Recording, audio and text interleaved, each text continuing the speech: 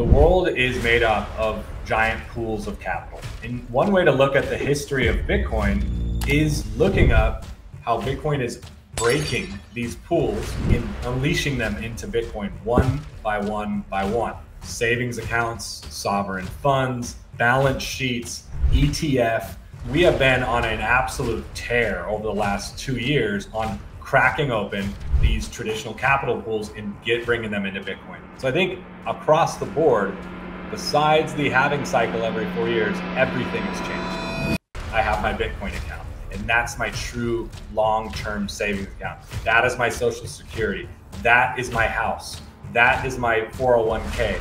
That is my 60-40 portfolio. That is, and I think Bitcoin is going to play that role, and it increasingly is. That's Bing bong. I am back with another edition of the State of Bitcoin podcast, where we've got the man, the myth, the legend, Will Reeves in the house, the man behind Fold, who recently announced that they are going to become another publicly traded Bitcoin company. But Will, with all this hubbub going around, Michael Saylor, the Giga Chad, he's been out there buying more and more Bitcoin and seemingly having a ton of success. He was lining out all of the metrics at the Bitcoin conference about how successful it's been for MicroStrategy since they started implementing the Bitcoin strategy on their balance sheet. So are you looking at that and looking at that to try to emulate that for, success and Fold, and to help Fold prosper more as a company going forward?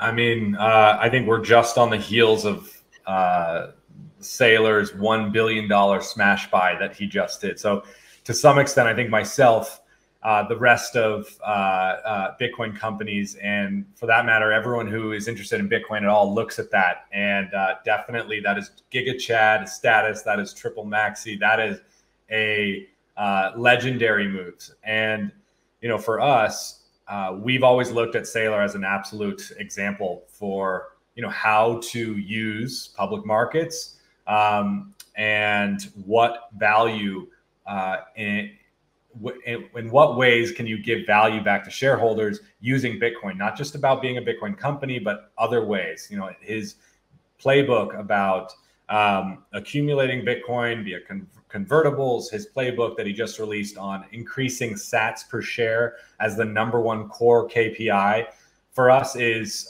incredible. It's a idea that's been around for a while, but to have someone at his level articulate that, and then not only that, execute on it in real time is just phenomenal. And certainly I look at him as an absolute inspiration. But Fold has been around since 2019, and as a Bitcoin company, our express purpose, what Fold does is essentially help people accumulate more Bitcoin every day. We've already given, $45 million away in Bitcoin. If we had given that in cash away, it would just be 20 million or so. And so we looked at this over the past years and said, wow, we are building essentially the treasuries of our customers, and we're very successful at that. And we looked at ourselves and saying, hey, it's incumbent on us to do the same thing for our business. And so as a private company, we've kind of been deploying some of the similar tactics that Saylor has recently ratcheted up, in addition to our business, which generates Bitcoin natively. We're receiving revenues in Bitcoin. We also have used various tools and capital mechanisms to accumulate, larger amounts of Bitcoin onto the balance sheet. And right now we have about 1,000 Bitcoin. It's my hope and belief that Fold continues and accelerates very much as a public company, and very much Michael Saylor is, the footpath that we are following. Yeah, I mean, it's absolutely incredible to see him coming in and just, going full all into it. But, you mentioned Fold starting in 2019, which means you've been in Bitcoin for quite some time, right? I mean, you don't just all of a sudden find Bitcoin and then start a company and dive into it that way. So because of all that, you've seen some ups and downs in the cycles. Now, do you see this one as a little bit different with, BlackRock, some of the ETF products, just more people talking about Bitcoin in general? I know it's kind of a basic question here, but is this cycle really different, the way that everybody's just coming to it and the amount of attention that's around Bitcoin and in this space in general? Yeah, it's a great question. I think this is the perennial question. Is this cycle different? Is this and is it different for the better or different, for the worse? Every cycle, you can find someone on either side of that. But okay, let's talk about first what isn't different. What isn't different is that Bitcoin goes through halving cycles every 4 years. It just completed one. Historically, the halving year and the following year are tremendous growth periods for Bitcoin. Nothing about that has changed. Bitcoin's protocol hasn't changed. It is ticking on block by block. And so from that perspective, we can hold on that, hey, this cycle is going to be like previous cycles, at least just from that. The protocol is working as intended, as it's supposed to. But basically, besides that, everything else is different. You have the ETFs providing a incredible flow of volume into Bitcoin daily. One of the most successful financial tools ever launched, the Bitcoin ETF. You are seeing the likes of Michael Saylor and other private companies and public companies using Bitcoin to accrue value to their shareholders and their equity holders via bringing Bitcoin onto the balance sheet, increasing sats per share. This is happening very openly in the public markets, which we have, MicroStrategy, Semlar, MetaPlanet. Down the line, I believe Fold will be in that list as well. But private companies don't get as much press because, number one, they don't need to tell you that that's happening, but that certainly is. And I know just from peers, from Bitcoin founders and beyond, that there is a significant movement in private markets to use various strategies and tools to accumulate more Bitcoin onto their balance sheet. So this is happening at the ETF level. It is happening at the corporate level. We know sovereigns are doing the same thing with El Salvador, Bhutan, and others that are just ramping up. And then you get just to the retail, the family level. I think the ecosystem of tooling for people to integrate Bitcoin into their lives has become tremendously better.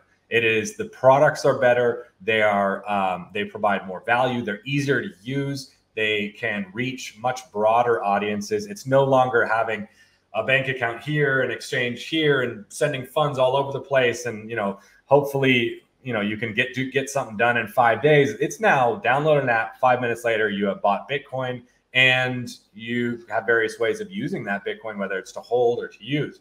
So I think across the board, besides the halving cycle every 4 years, everything has changed. And as a result of that, I don't believe that we can look to past performance in the future. I think we're entering a new plane where we can expect a lot of the similar things, but the accelerants, the tailwinds that are now at our back are just much bigger. This tent is far bigger than it was the last cycle. So it's the same, and it's not in very, very, very large ways.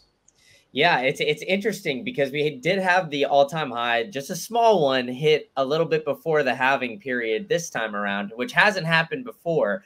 But now it's seemingly like we got a little hairiness in the economy, right? I mean, we're recording this on the 20th. We had the Fed cut by 50 basis points the other day, and seemingly, QE is upon us, right? Quantitative easing. So they're gonna start to let open the floodgates. Are they going to let the money printer go? It's a lot of uncertain times. So, with all that being said, how are you looking at just like the general, I guess, macro state? Are you, you're kind of on like the teetering side of, helping out people get into the new system from the current financial system with Fold. But, depending on who I talk to, the Bitcoiners think everything's crashing and burning, whereas the traditional financial people think the facade is going to keep going. So, as a business owner, how are you looking to the current macro economy, and how are you kind of preparing for everything going forward? Yeah, I think Bitcoin truly is a phase shift, and there will be a time when we say we're very much in the Bitcoin phase. We are no longer in the fiat phase, and people tend to stratify these things. And what is hard about talking about Bitcoin is it's really important to know your audience and who you're talking to, of like, which perspective are they coming from? Are they talking from a pure Bitcoin standard as something that could, may happen in the future? Are they saying, from a fiat point of view about looking at Bitcoin now and how it's integrating into the fiat system? So that's really important to know. I think a good example is the recent Safedine and Saylor interview, where they're really just talking from very different poles of perspectives on where Bitcoin is today. Both are right in their own way, but when you hear it, it looks like, hey, there's a collision. And I'm firmly as a builder, as an entrepreneur, I can't really operate in worlds that don't exist, right? I need to be abundantly real on what problems people are facing today, what opportunities are here today. And so I really much, I typically have a more messy view where there are no clean breaks. These things have longer evolutionary cycles. Some surprising things happen, but typically we're going to be dealing in this kind of transition phase for a while longer. And so I'm not a doomer, and I'm also not the Fed cut and they're going to cut again, and then everything's back to ZERP era Renaissance times. It's definitely not. I don't think we're there, and that's why Fold really is the way it looks. Is Fold is not about, hey, you have your own bank account and then you have your Bitcoin world, and they're two separate things. You need to go to your Bitcoin exchange, and then, hey, when you need to take care of your daily and monthly financial things, you come back to your legacy app. Fold doesn't really believe that these things need to be so stratified. We actually believe that they are necessary to be together to really serve the needs of people today. That number one, integrating Bitcoin into your life, whether that's rewards or for savings, is a net benefit for 100% of people. We know that is the case. We have the data to show it. The problem is these concepts are stratified. You have Bitcoin products here, you have fiat products here. So Fold has really brought these together to say, hey, we understand we're living in the real world. Things are messy. You need to swipe your credit card. You need to pay your bills for your kids' school. At the same time, you need to build your stack for the future and your long-term savings. So Fold really says, hey, we understand that's where you are today, and we're going to make sure you can use and adopt the money that you prefer, Bitcoin, without losing access to the tools you need about conducting your daily life. And so, when I look at going forward, I come from a standpoint of, I think we're going to be in a messy place for a lot longer. And we need tools that just recognize that, not tools that only are for the optimistic utopia, and not tools that, hey, fiat is reigning forever. Fold is really the transitionary, banking platform for this kind of messier journey. And so I'm optimistic. I'm always been an optimist generally. And I think the 50 bips rate cut is ultimately a benefit for Bitcoin. I think we're coming up to an election. I think while there is one candidate who may be definitely may grease the wheels even faster in terms of accelerating some Bitcoin success, I think both candidates ultimately are going to be rapidly accelerating QE. And at the end of the day, what is the largest lever for accelerating Bitcoin? It's really about a fiat mechanics versus Bitcoin mechanics. And that printer roars, the more Bitcoin's value proposition is not only upheld, but is recognized by the people that will need it and start to adopt it. Yeah, I mean, it's pretty interesting too. We're coming on a couple days after Trump was at PubKey in New York buying a burger in Bitcoin, which is pretty incredible to see that we've gotten to this point. When you first got into Bitcoin, did you think that 15 odd years since its creation that we would be sitting here talking about, one, Donald Trump as a former president, and two, as buying Bitcoin or buying burgers with Bitcoin? And we had Robert F. Kennedy and a lot of presidential candidates and politicians, global leaders talking about Bitcoin. Like, are you surprised about all this acceleration that we've had as far as I guess people waking up to the current system just in general? Are you looking for the best way to store your seed phrase? Well, I've got it for you. It's Stampseed. They've got the #1 punch place where you can order a full-on package where they've got every single thing. They've got all the letters. You could just get it in there.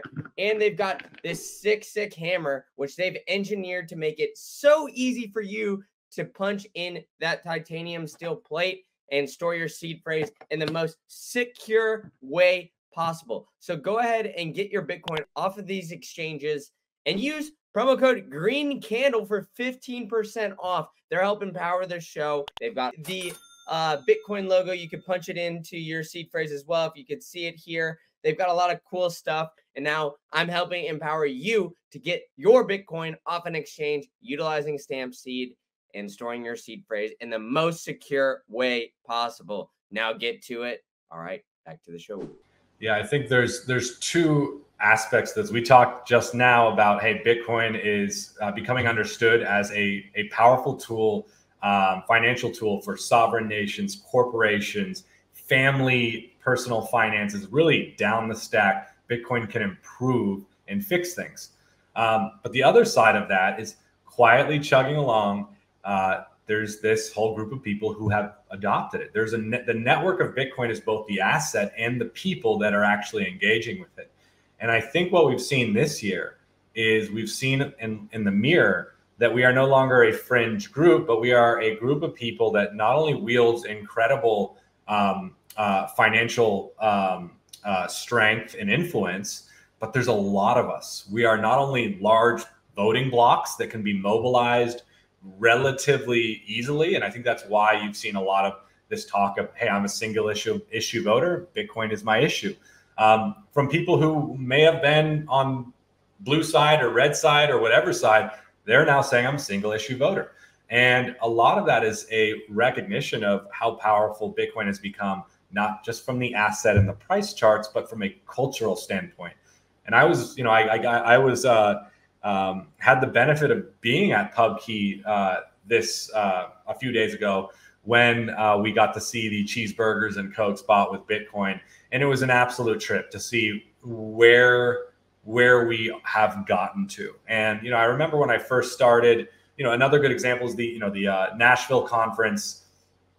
You look at the names of speakers, even just 2 years ago, the names of the speakers would have been all Bitcoin founders and, internal people. Now the entire list, you have to get down 50 names of that list before you even get to someone who's kind of been building in the space for a while. It's a true kind of phase shift. And so it is absolutely a trip to see where we've come. But I think it's really a recognition of Bitcoin bearing its strength, not only from it as an asset and a tool, but from a community and a cultural force. And Trump was the first one to recognize that and go hard. Well, I guess RFK was, but from an actual, I think, real candidate for public office, I think Trump is absolutely going to go down in history books as the one who's activated this group first.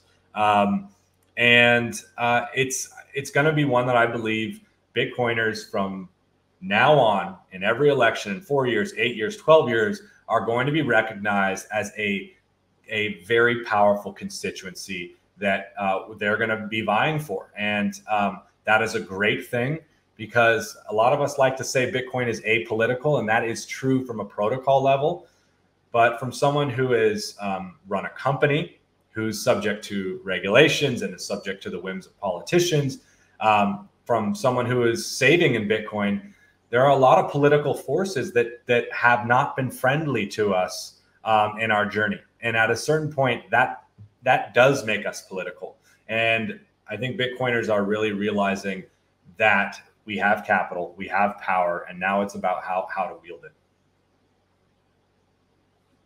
With all that, though, I'm curious what you think has been like the main driver to kind of bring those influential people, influencers, whatever you want to call them, that are been outside the Bitcoin space, sort of in it. Do you think it's number go up? Like, what do you think is the main kind of driver or orange pillar that has brought people in this cycle that weren't here 2 years ago? Yeah, I'd say so. If we were to look at that even that Bitcoin Nashville conference speaker list, and why are they there? Who orange pilled them, as they say? I'm going to say 90% of them on that list are not really orange pilled. They're orange pilled to the extent that they believe the Bitcoin voting block and donation block can be valuable to them. And so they're coming not necessarily because they're orange pilled, but they recognize in their own self-interest that, oh my God, these people have money, they have ideas, and there's a lot of them. So I think that's where you're seeing it the most. And I think really the best example of that was at Nashville when you had RFK, who I truly do believe has a deep, intimate, organic knowledge about Bitcoin, his speech versus Trump's speech. which which completely lacked the substance, the depth that RFK brought to the table. But at the end of the day, Trump is there because Bitcoin and Bitcoin culture is powerful. And that is exactly why he's there. And so I wouldn't even say he's orange pilled. He's orange pilled to the extent that I think he believes we're useful to them. And at the end of the day, I think most Bitcoiners recognize that. I think you go and talk a lot about, Bitcoin shouldn't be political, or don't endorse any candidate. Really, it's not about that. It's about Bitcoin wielding its strength. And I guarantee you're going to see candidates across the aisle all waking up to the same thing. And we just happen to see that Trump made the first big move, and you're going to see others come and vie for this power and this capital increasingly over time. So some are orange pilled, most are not. Yeah, I hear you on that. And I agree with you there too. I think, like, you've even seen the revolution or the evolution of RFK's speech from last year to this year. I mean, you could tell he's really put in the time and done his work, or his homework, for, getting involved into the Bitcoin space, kind of deeply understanding it as well. So I'm hopeful that Trump will do that. But I mean, yeah, I kind of agree with you there too, where he's, seeing how we're kind of coming in and then as the masses, right? I mean, I think, even Kamala Harris was even dabbling in that, as she was almost going to come to the conference, or at least there was rumors about that right before. So I think that influence and, more companies becoming public that are around Bitcoin space is just kind of waking people up to the fact of, Bitcoin's kind of here to stay. And it's definitely something that's going to be, I guess, like, useful going forward. But, I'm curious to think if you think that maybe El Salvador has maybe had some of the influence. Do you think that, maybe a smaller country like that, and maybe not Bhutan yet, but seeing the success that Bukele has had in El Salvador, how he's just basically won by a landslide, do you think that that's helped, I guess, bring some more light to it? I mean, we've seen Bukele on Tucker. We've seen him on all these other places. So, which, the average person probably would have never really heard of El Salvador. The average American probably couldn't point it out on a map. So long-winded question to say, do you think that move that was made 3 to 4 years ago now is, I guess, kind of coming to light and making some waves around everything? Yeah, I think it's absolutely. I'm a big fan of the El Salvador project and what Bukele has done. And I would say, a lot of people like to frame it as, pure goodwill. But I also believe that Bukele saw Bitcoin as a really strategic way to get El Salvador on the map. And it's very true. The moment that he began talking about Bitcoin is when he was on the major American networks talking about El Salvador. It generated an immense amount of interest that has brought El Salvador a lot of other benefits, even beyond just Bitcoin itself. It's brought more tourism. It's brought more expats coming back to El Salvador to live. It's brought investment.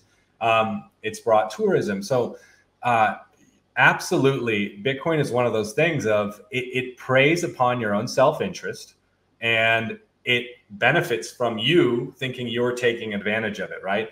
And I believe that Bukele and the El Salvador project is absolutely about furthering the impact and value of Bitcoin to those that need it most. And I think they've gone through a lot of learnings, ups and downs, some wins and some losses with, Chivo and their own stacking project to buy 1 Bitcoin per day. Things like, Bitcoin City and ideas like that. Some exist, some don't. Some have been really successful. And to Bukele's own words, he said he's actually, he was surprised by that Bitcoin hasn't had more adoption in El Salvador. And so he's coming at it from a very real perspective. These things take a while.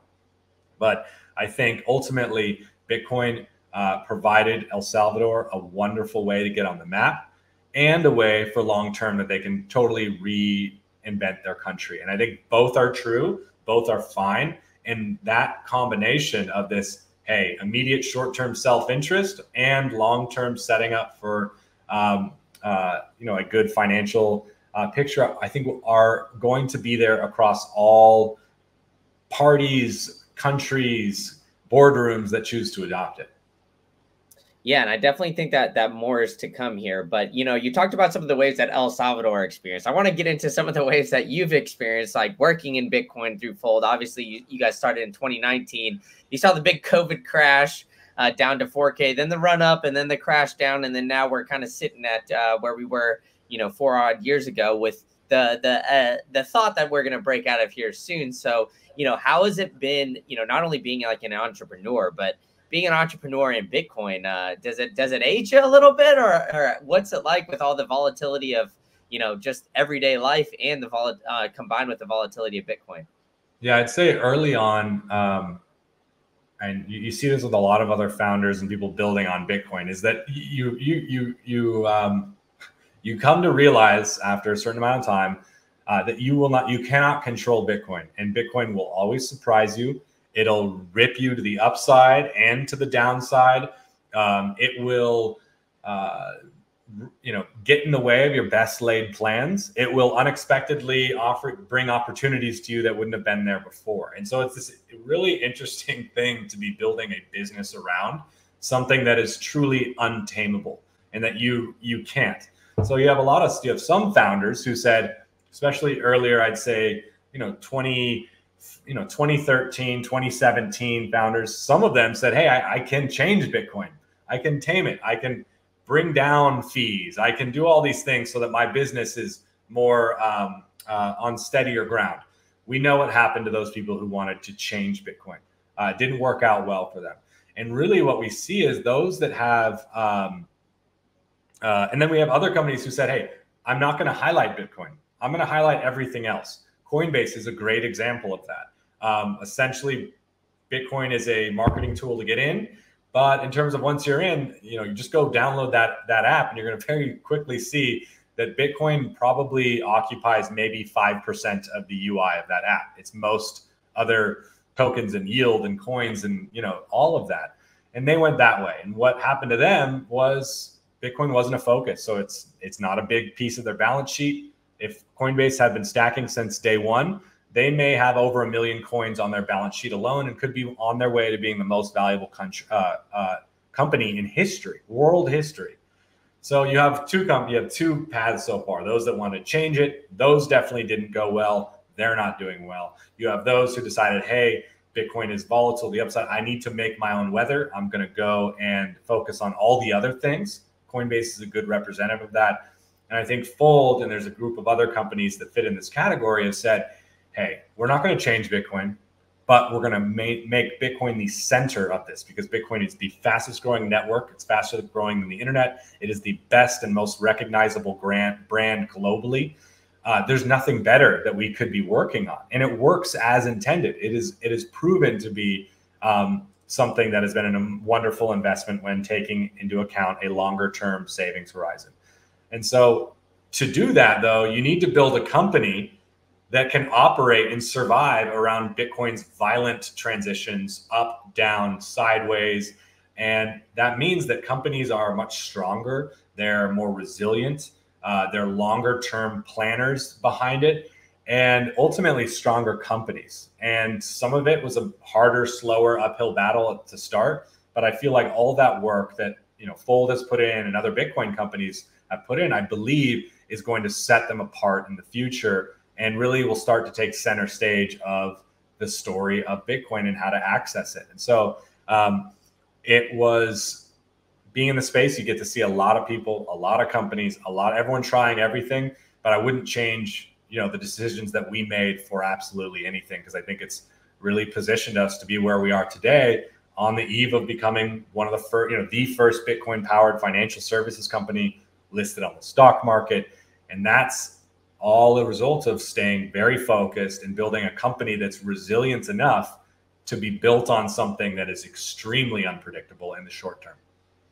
Yeah, and so how do you balance that in a kind of an environment where it's almost encouraged to theoretically not make money, live on VC money, right? The Amazon model is always what I like to get back to, right? I mean, it was a bookstore. They went through the .com boom. They didn't really make a lot of money. They had a lot of VC money come in, and then all of a sudden they stumble upon AWS, which became their money maker, which is, basically a big driver of the revenue today, and the reason why the company has skyrocketed. But on the flip side of things, a lot of other companies, have tried to do that, but have seemingly failed. So how do you balance that, looking at growth and looking at, just being a smart company that's bringing in revenue, basically, instead of just trimming the fat? Because I think, with the Bitcoin volatility, like you said, it makes it a little bit more difficult to do that. Yeah, I mean, Bitcoin companies have kind of had to exist in this, there's the market of startups and VC money. And then within that, there's the Bitcoin companies. And traditionally, VC and that whole apparatus has only been available to Bitcoin companies when Bitcoin's blowing off the top, when we're hitting an all-time high, when the retail interest is, is crazy. Then VCs are typically very interested in working with Bitcoin companies, big surprise. But when we see Bitcoin flow to the other side, we don't see them around anywhere. And what that has done is it's hardened Bitcoin companies to know that you can't actually rely on infinite capital. So even during times of zero interest rate periods, when capital was mostly available to everybody, when Bitcoin was way down in those periods, in our own kind of micro cycle that we were going through, that even that money was hard to get for Bitcoin companies. And so we've kind of been trained to be resilient, to know that we need to be able to thrive in times when we're not being helped out by the VC apparatus or money, the money printer there. And I think ultimately that's made us more resilient. Now, it has also made us have to be smarter about how growth happens. It's not about artificially inflating growth. It's about understanding Bitcoin cycles and how that works, and then how you can take advantage of it in the bull runs and how you take it and prepare for it in the bear runs. And so I think that, while that living through it was, I think, would age anyone in, operating a Bitcoin company, it ultimately made us all better. And I think even better positioned than, traditional competitors who are reliant on endless VC, because it is looking like, even if rates are coming down, we're still entering into a period where VC is not going to look like it once did in the heyday. It's going to be tighter, and the barrier to getting money is going to be higher. And ultimately, I believe that's a good thing. We're going to have smarter allocation of capital. And I think, myself and my peers, what we've done with our companies, ultimately it's going to set us up to be, eligible for that money. And whether we need it or not is the whole other question. Yeah, I think that's interesting because, I think the high interest rate environment, I think, having that a little bit higher than zero is always generally good, right? Because the zero interest rate environment let a lot of dumb ideas and let a lot of companies come up and go from seemingly nothing to billion-dollar companies. And then it's like, where are they now, right? They're not existent. So I do think that is good. And I think the environment is changing with all that. But, as you are a financial company that works a little bit in Bitcoin, right, with the Bitcoin rewards and kind of helps people mitigate between that too, I'm curious how you see the future of Bitcoin kind of merging into this. Do you see us essentially getting into a digital gold type of age, or do you see it as almost as a medium of exchange? How would you, I guess, categorize Bitcoin? Are you looking for the easiest way to get your Bitcoin off an exchange? Well, I've got it for you. It's Foundation Devices. They've got the #1 hardware wallet in the passport. They've even got a concierge service that can help you get your Bitcoin off an exchange within 1 hour private onboarding session. And they've got a great app too, which will give you extremely, extremely, extremely private features on that app, so you can use Bitcoin in the most secure way possible. So I've been working hard trying to get sponsors to help you get your Bitcoin off an exchange, and I found it with Foundation. And you can store your seed phrase with a stamp seed punch plate as well. So pair all those together. Use promo code GreenCandle at foundation.xyz, and you'll get $10 off your entire order. All right, that's enough for me. Back to the show. Yeah, I think well, related to that other question, I think what we're seeing is a lot of the financial tooling and infrastructure that was once considered canon or fundamental to retail to people, everyday people, things like the American dream. Go buy a home, and that's how you accumulate wealth and store your value over time. We're seeing that dream has a lot of problems. There's inflation in the housing supply. There's mortgage rates are way up. It's tons of costs are involved. It's not what it used to be. It's people are earning less and costs of homes are going up. The calculation does not compute from where it was, from the boomer generation or even generations, right after them. And so I think the tools like the home, I think tools like the 60-40 portfolio, all of these things are are either being altered tremendously or going away entirely. You look at the 401ks, you look at Social Security as something that may exist in the future and that increasingly won't exist for you in the future. So all of these tools that were once like the core toolkit for living a good, steady financial life and how to get ahead and doing the right things, those things aren't really working anymore. And that's where you see a lot of this frustration from people coming out of being like, the American dream is out of reach now. What they're really just saying is the tools that are there and used to just be like very tried and true, do their thing, either aren't working as advertised anymore or aren't working at all.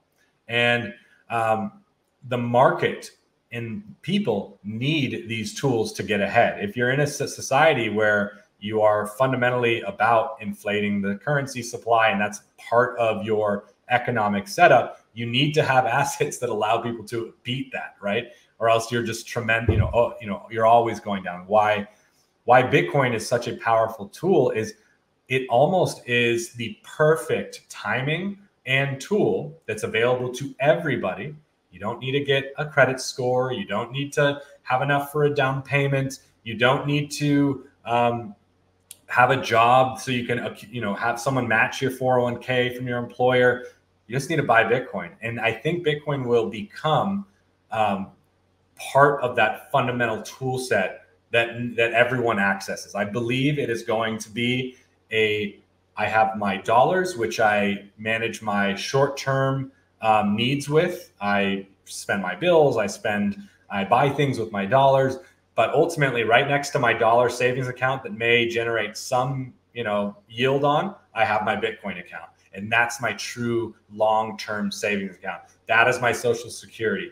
That is my house. That is my 401k. That is my 60-40 portfolio. That is, and I think Bitcoin is going to play that role, and it increasingly is. That's, essentially what has guided where we are at Fold is that the fact that, we have this whole financial tooling and the rest of the traditional financial infrastructure actually discounts Bitcoin. You want to go get a house and you want to get Bitcoin as part of your worth, they actually count that to zero. You want to hold it and it's very complicated. All of these things are getting in the way. And so Fold is coming from the standpoint that Bitcoin will be a mainstream asset for a savings tool in the future. And it's largely driven by the failure and increasing degradation of those tools we used to rely on. Yeah, and it seems like it's like the growing narrative, right, of how much Bitcoin do you need in order to retire, right? Obviously, this is not financial advice or anything like that, but with, if you just take the total total supply of Bitcoin and you divide it by the amount of people in the world, it seems like 21 million sats is a nice little number there that eventually over, a few years here and through all the cycles of Bitcoin does what a lot of us think it might with the massive amount of money printing. It won't take too much Bitcoin in dollar terms now. So, what do you think of the advantages of getting in early and kind of using it as that savings technology to potentially retire on just something like 21 million sats there?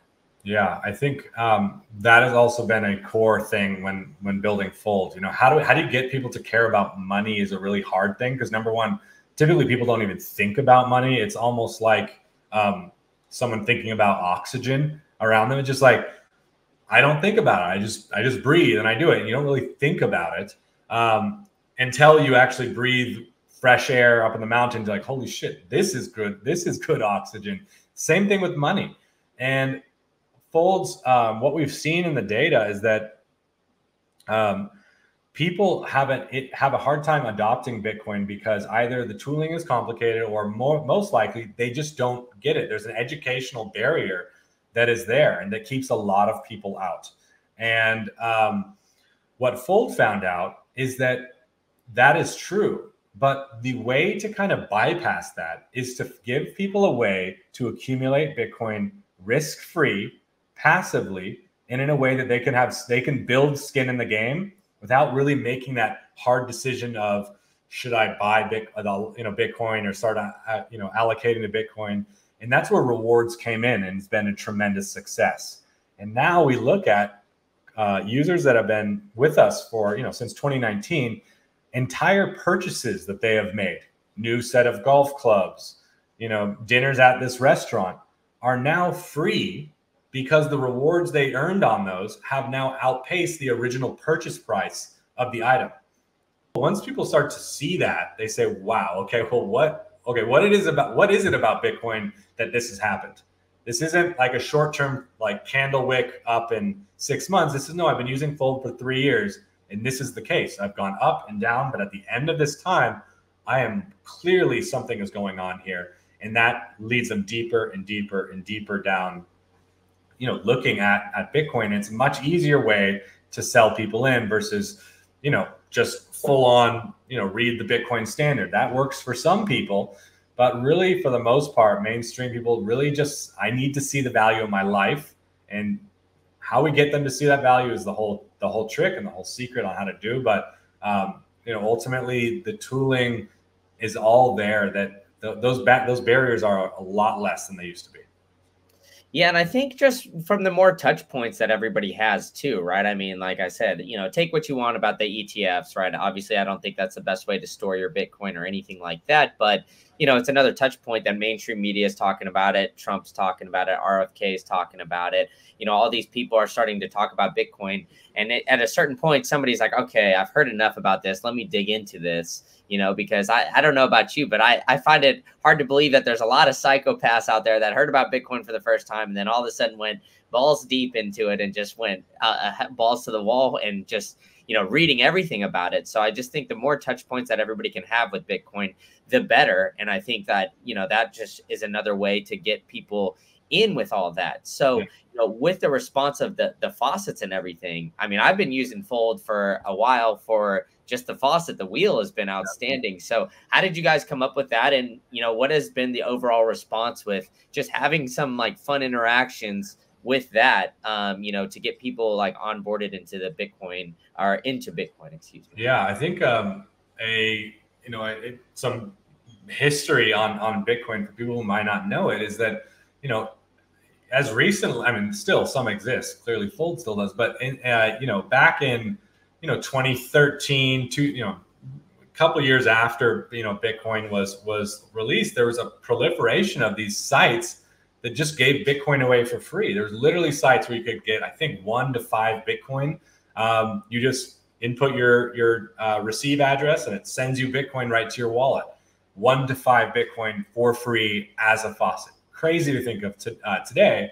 And then you start to think of where the space was back then, and it really was, hey, we just need more people to have Bitcoin. We need Bitcoin to be broadly distributed, have people with skin in the game. And so there were a lot of early adopters, Bitcoin OGs, who recognized this and created things like faucets. And Fold knew that. We grew up and watching these faucets happen. I've benefited off those faucets myself. And once you saw the kind of first couple runs and cycles of Bitcoin, those faucets quickly went away, right? They were typically Bitcoin OGs or whales who just did it out of the goodness of their heart to expand Bitcoin's reach and adoption. But once Bitcoin starts to be, worth what it has been, that's a much harder decision, goodwill decision to make. And so Fold saw this and said, well, this is the issue hasn't changed. It was tremendously successful to get Bitcoin away for free. We want to do that in our own way. And so we launched a way that every day you can open up Fold and you can spin and earn Bitcoin. Typically it's, 5, 25, 50 Satoshis. But people, over 20, almost 20 people have earned a full Bitcoin just on spinning that, which has been life-changing for people. And our goal with it was not only to continue that tradition of a Bitcoin faucet, but it was also to say, hey, we're getting a lot of people who are interested in Bitcoin, but it's not just about getting them interested one time. How do I make them think about Bitcoin almost every single day? And so we created this daily spin to do that, to create a muscle memory where every day, even if they're just tangentially interested, they're at least for 1 second of the day thinking about Bitcoin. And that creates a muscle memory, not only with our app, but also with Bitcoin itself. And that has created, a really great feedback loop for us that get people more interested in Bitcoin for longer term. And those are longer term customers for us. So it's a win-win, even though we're giving away Bitcoin. Some people say it's the craziest business model I could think of is giving away Bitcoin. Who would do that? But we've managed to make it work.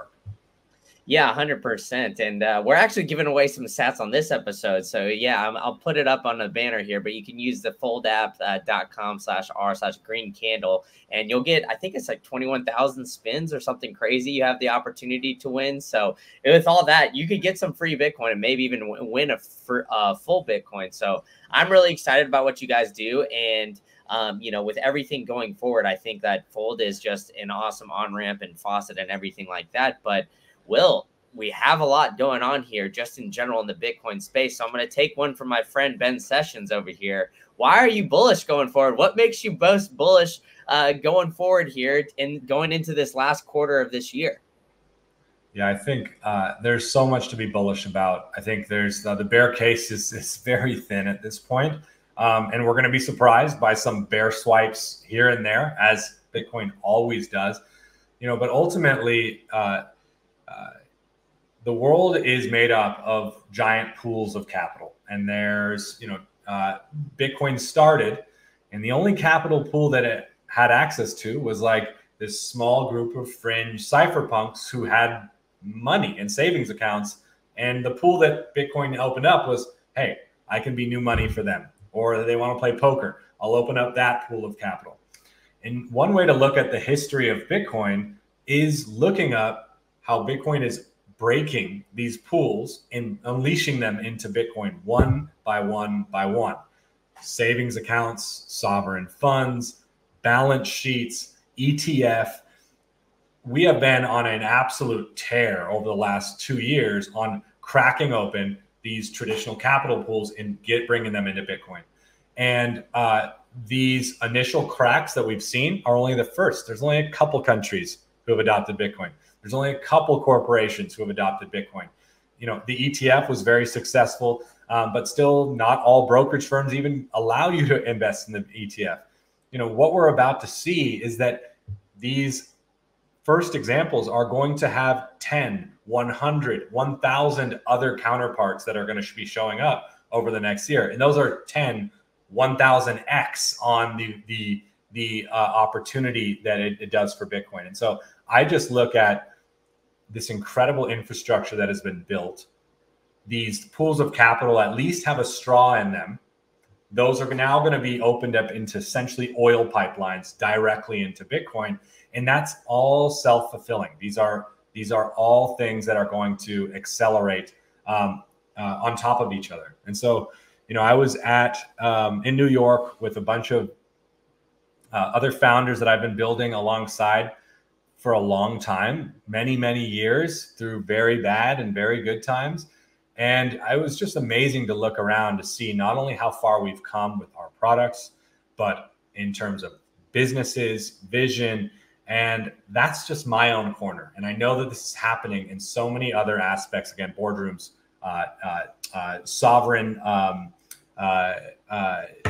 leaders, and all this stuff. This conversation is now happening to an extent that this is so much bigger than it ever was before, and it's out of our control. The cat is out of the bag, and now it's really watching these multiples start to come to fruition, and they're only going to be self-reinforcing. And so, why am I bullish? For the first time, I like it's not about will some of these things happen, because if some of those things didn't happen, we might not have won the way we are at today. But now they all have. And it's not about the first one happening anymore. Now it's about the next 1,000 happening. And that's when parabolic curves start to show up. And so a lot of people who say, hey, I wasn't early or I found it too late are missing this one very important fact that Bitcoin did what it did by having a straw into a few capital pools up until this point. Those straws are becoming pipelines, and now those pools are much bigger than they ever were before. And the last place you want to be is looking back here in 4 years and saying, God damn it, I wasn't late. I was right on time, and not take advantage of the opportunity right in front of you. Yeah, I hear you on that too. And it just sounds like to me, this I always think of the polar bear meme pushing down that beach ball at underneath the ocean, right? I mean, it just feels like the top's going to blow off here pretty quick. I mean, we've got all this money sitting on the sidelines, and I feel like a lot of it can be FOMO money too. When it's all like everything starts to run up, it's just, going to ramp up and up and up. So I'm very optimistic going forward, as it sounds like you are as well. But you've been very generous with your time, Will. So I really appreciate you coming on the show. Why don't you tell people where they can find out more about you and they can find out more about Fold? Well, you can find Fold at foldapp.com or fold_app on Twitter. We do a lot of, videos, giveaways. It's a great way to get free Bitcoin, but you can find Fold in the App Store near you. I'm on Twitter primarily at WLRVS.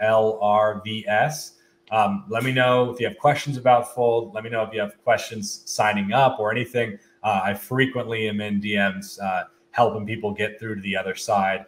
And, I think it's just going to be such an incredible time to start now. If you haven't begun any step, if you're not earning rewards, you need to start earning rewards. We can get you to the DCA and all these things later, but you should really right now just at least say, I'm going to make it a goal to integrate Bitcoin into one aspect of my life. Choose what it is, and it'll flow from there.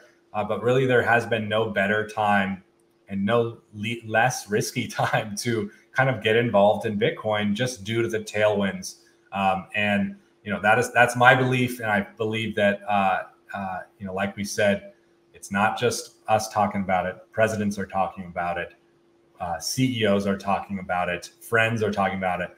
And most of all, why are they all talking about it? Because we all need it. And Bitcoin deserves to be at the center in some way of your personal kind of financial picture. 100%. And yeah, if you need help signing up and you haven't signed up yet, you can use the promo link down below and join the Fold revolution here. So Will, thank you so much for your time, and I really appreciate it. It's great to be here. Let me know if we can come back on maybe sometime next year and see how far we've come even in the last 6 to 12 months, because I guarantee you there's gonna be a lot to talk about. 100%. You're a recurring guest now, so we're booking that. It's you're gonna have to come on whenever I say at this point now. So I'll do it. All right, man. Thank you so much. Thank you for tuning in to the latest episode of the State of Bitcoin podcast. If you really enjoyed this one, I've got another one cooking up for you. You can click that right here, and you can go to the next episode, which is an absolute banger, where I'm bringing you only the latest and greatest guests. Or if you're looking for more macro-related content, you could check out my other channel, Macro Insights Pod. I got it linked for you right here. So where I'm bringing you more about stocks, real estate, traditional finance stuff. So go ahead and check that out. And if you enjoyed this podcast, go ahead and hit that like, hit that subscribe button, and tell a friend to tell a friend. All right, enough from me. I'll see you at the next one.